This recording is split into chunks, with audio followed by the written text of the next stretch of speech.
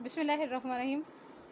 کل جو واقعہ تھوڑی سی تفصیل رہ گئی تھی، جو میں نے آپ سے کہا تھا کہ انٹرسٹنگ ایک قصہ ہے بادشاہ والا، وہ آپ کے ساتھ بیان کروں گی۔ تو وہ یہ ہے کہ جو قسطنطنیہ کا بانی ہے نا، بادشاہ جس نے قسطنطنیہ کو بنایا تھا، جو اس کا بانی ہے، اس کی مملکت تھی وہاں پر، اس نے کوئی 2000 نصرانی علماء کو جمع کیا اور ان کے ساتھ ایک مسئلے پر اس نے نا رائے وہ ڈیسائیڈ کرنا تھا، اس نے ایک رائے ان سے طلب کرنی تھی۔ اب ان 2000 میں سے 70 بندوں کا ایک عقیدہ، 50 بندوں کا ایک عقیدہ اور 30 بندے 30 کا ایک الگ تھا۔ اس طرح کر کے یہ 2000 کی تعداد وہ مکمل ہو گئی۔ صرف 318 لوگ جو ہیں وہ ایک رائے پر متفق ہوئے۔ چنانچہ اس بادشاہ کا نام تھا سعید بن بطریق اسکندری، اور یہ 4 صدی کا واقعہ ہے۔ تبھی سے ان کے جو ہے اہل کتاب کے جو ہے فرقے بننے وہ سٹارٹ ہو چکے تھے۔ تو 4-5 قسم کے علماء کی جو رائے تھی وہ الگ الگ کر کے آئی تھی، اور انہوں نے اس پر اتفاق کیا۔ یوں ان کے اور فرقے بنتے چلے گئے۔ باقی کے فاروقیہ اور کستوریہ اور یعقوبیہ کیسے وجود میں وہ میں آپ کو بتاتی ہوں۔ تو یہ جو بادشاہ تھا نا سعید بن بطریق اسکندری، یہ خود بڑا ہی فلسفی ٹائپ اور بڑا شاطر انسان تھا۔ اس نے ان 318 لوگوں کی رائے کو جمع کیا اور ان کی کتابیں بنوائیں، ان کو چھپوایا، اور گھر میں اور اسکولوں میں، اسکول کا جو نظام تھا پہلی دفعہ وہ اسی نے متعارف کروایا تھا۔ اس نے بچوں کے ذہن میں ان باتوں کو، ان کتابوں کو اس قدر ان کے مائنڈ میں کر دیا تاکہ یہ کبھی بھولے مت، بلکہ یہ نسل در نسل چلتا رہے یہ نظام۔ اسی وجہ سے اس نے سارے بچوں کے اوپر اس کو لازم قرار دے دیا۔ اسی کے زمانے میں امانت کبریٰ کا عقیدہ وضع کیا گیا، اور یہ عقیدہ ان کے دل و دماغ میں، بچوں کے دل و دماغ میں اس قدر وہ بیٹھ گیا کہ وہ کسی اور چیز کا نام ہی نہیں لیتے تھے۔ اس طرح ان کا جو ہے وہ ان لوگوں کو ملکیہ کہنے لگے، ملک ہوتا ہے نا، اس طرح ان لوگوں کو ملکیہ کہنے لگے۔ اس کے بعد انہوں نے ایک دوسری کانفرنس جو ہے وہ منعقد کی۔ اب یہاں پر کچھ لوگوں کی رائے ڈیفرنٹ ہو گئی، تو اس وقت یعقوبیہ فرقہ مرز وجود میں آیا۔ اس کے بعد جب اگلی کانفرنس ہوئی تو اس میں نستوریہ فرقہ جو ہے یہ ظہور ہوا۔ یہ تینوں فرقے حضرت مسیح کے بارے میں، یعنی کہ نا نعوذ باللہ تین خدا ہے، اس بات پر یہ لوگ ایگری ہو گئے، اور یہ ایک دوسرے کو جو ہے نا وہ کافر قرار دیتے ہیں، ایک دوسرے کی نا تکفیر کرتے ہیں۔ اور دیکھ لیں ہمارے پاس تو الحمدللہ قرآن کریم ہے، ہم تو تینوں کو کافر کہتے ہیں۔ بے شک ان کی رائے یہاں سے ہو کے تھوڑی سی پلٹ جائے، یہاں سے ہو کے پلٹ جائے، لیکن ہماری نظر میں وہ کافر ہی ہیں۔ یہ قرآن کے الفاظ ہے، اپنے پاس سے نہیں کہہ رہی ہوں میں، یہ قرآن کے الفاظ ہیں۔ لہو ما فی السماوات و ما فی الارض، یعنی اللہ تعالیٰ کا ہی ہے جو کچھ آسمان اور جو کچھ زمین میں ہے۔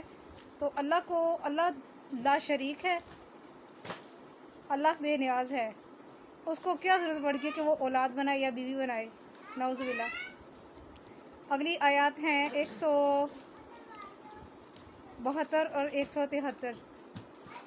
ہرگز آر نہ سمجھے گا مسیح کہ وہ بندہ ہو اللہ کا، اور نہ ہی مقرب فرشتے اس کو آر سمجھیں گے، یعنی کہ اس کے اللہ تعالیٰ کے حقوق سے انکاری نہیں ہو سکتے، نہ ہی تھکتے ہیں۔ اور جسے آر ہو اس کی بندگی سے اور وہ تکبر کرے تو اللہ جلد ہی جمع کرے گا ان سب کو اپنے ہاں۔ پھر جو ایمان لائے اور نیک عمل کیے تو اللہ تعالیٰ پورا بدلہ دے گا انہیں، ان کے اجر اور بھی زیادہ دے گا انہیں اپنے فضل و کرم سے۔ لیکن جنہوں نے آر سمجھا بندہ بننے کو اور تکبر کیا تو عذاب دے گا انہیں دردناک عذاب، اور نہ پائیں گے اپنے لیے اللہ کے سوا کوئی حمایتی اور نہ کوئی مددگار، یقیناً بے شک۔ اب یہاں پر بھی وہ شرک کا آ گیا ہے بیان، آپ سمجھنے کی کوشش کیجیے گا۔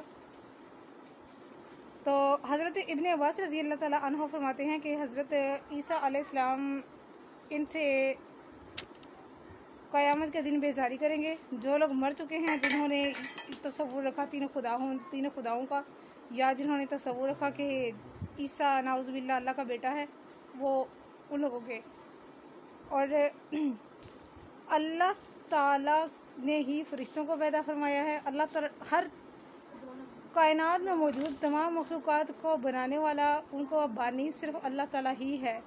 تو اللہ تعالیٰ کو اولاد بنانے کی کیا ضرورت پڑ گئی؟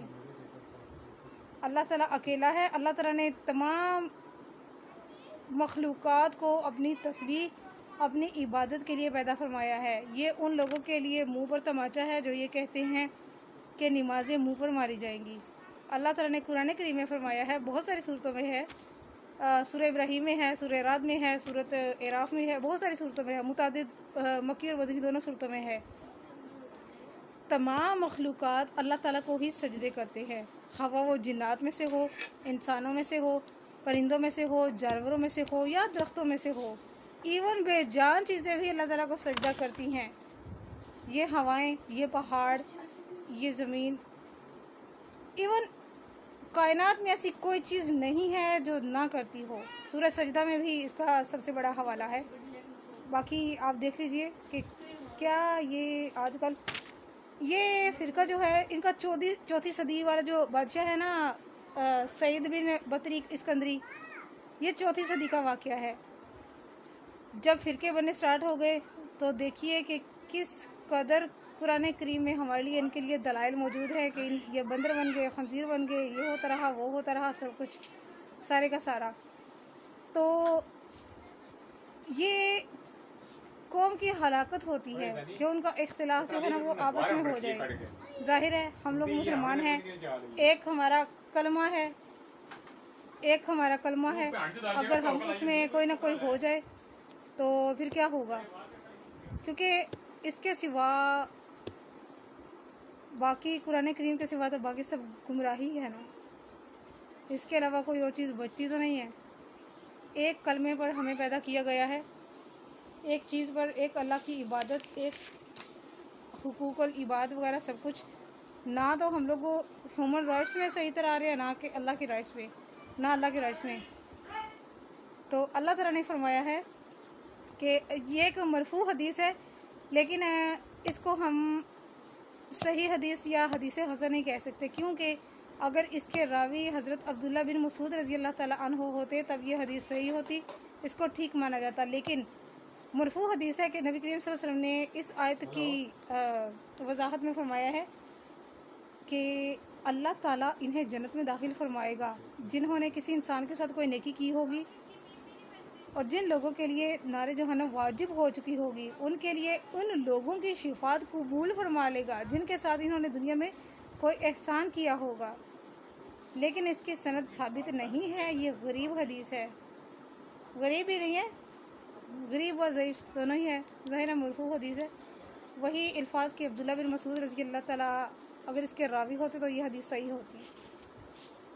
وَأَمَّا الَّذِينَ اسْتَنكَفُوا، وہ لوگ جو اللہ کی اطاعت اور عبادت سے رکے رہے اور تکبر کرتے رہے کہ اللہ نمازیں منہ پر مارے گا، تو ان کا انجام یہ سارے کا سارا یہی ہونا ہے. ظاہر ہے یہ کوئی خاص قسم کا فرقہ ہی ہے جو یہ کہتا ہے کہ اللہ نمازیں منہ پہ مارے گا.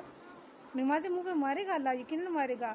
جن کے پاس مال و دولت بھی تھا، تندرستی بھی تھی، سب کچھ ان کے پاس تھا، اس کے باوجود وہ ہیومن رائٹس ادا نہیں کرتے رہے. اپنے گھر والوں، اپنے والدین، اپنے بیوی بچوں، سب کچھ یہ نہیں کرتے رہے. برائے مہربانی اس پوسٹ کو صدقہ جاریہ کی نیت سے شیئر کیجیے گا. جزاک اللہ خیر.